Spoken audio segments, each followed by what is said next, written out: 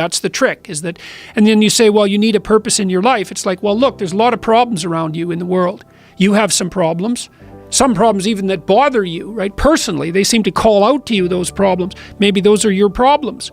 Those are the problems you should solve. And those, I think, are the call to adventure. It's like, there's a problem, it bugs me. Okay, do something about it. That's your problem. There's a certain amount that you can tolerate. I mean, I think it's like weight training.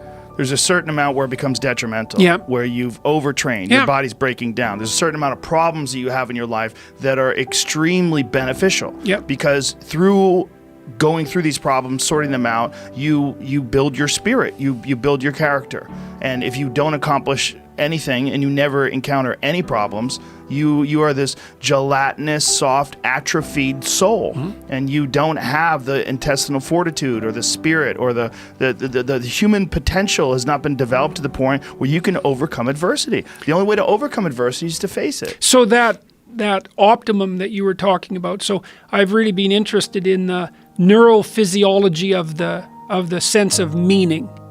Because neurophysiology, because the meaning, the feeling of meaning is an instinct. Right. It's not a thought. It's not a secondary consequence of rational processes. It's way deeper than that. It's something that drives rationality itself. So now you were just... Does it vary amongst people? Definitely. But it varies in this way, as far as I can tell.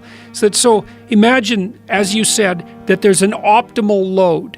Right? You exceed that and to your detriment. Yes. And you see that in the weight room. You pull a muscle, you'll hurt yourself. Yeah. You can injure yourself very badly, right? You can take yourself out for the count.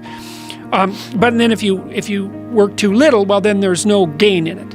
You have to find that thin edge where you're competent at what you're doing, but you're pushing yourself. That's going to be where meaning lies. That's what meaning tells people. It says you're on the edge where you're competent and out of undue danger, but pushing yourself enough so that you're continually developing. That's the instinct of meaning. And that looks to me like it's a consequence of the interaction between the right and the left hemispheres, and a consequence of the interaction between the negative emotion systems, anxiety and pain, that regulate you, that protect you from harm, and the exploratory and play systems that drive you forward.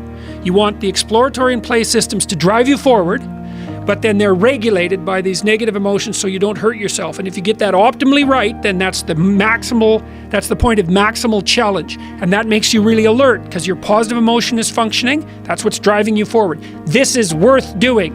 And your negative emotions are alert too, saying, yeah, but be awake and be careful. And you know what that's like in the weight room. If you're lifting something that's at the edge of your ability, and you've got a spotter. You want to push and you can barely do it, and you want to make sure that you're not going to pull your arm down and rip the hell out of your muscle.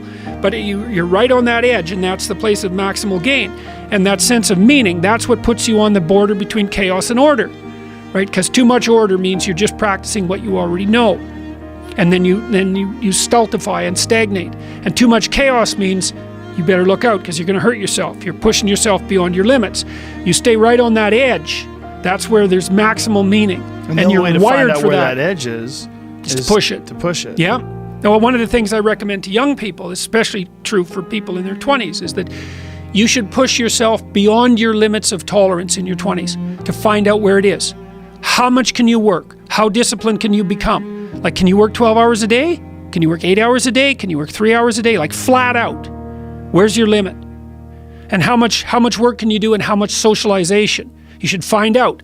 Push yourself past and then back off to that point where it's optimally sustainable. That's what a lot of people do, isn't it? I mean, they party too much when they're in their 20s. They make a lot of mistakes. It's what they're doing, and I would say in sort of a haphazard way, right? Because there's that instinct to go out there and do more. Right. But it's unregulated, and it's not as self-conscious as it might be. It's good to know that it's good to think about that as a goal.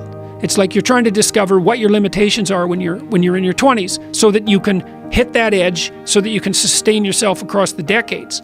And so, yeah, because you don't want to have too much fun, right? Too much fun takes you out. You don't want to be the oldest guy at the disco.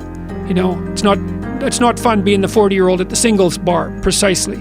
So you want to make sure that what you're doing is age appropriate, and you want to push yourself in every direction that you can, but you should be doing that with an aim in mind. It's like you're trying to make yourself into a better and more competent person.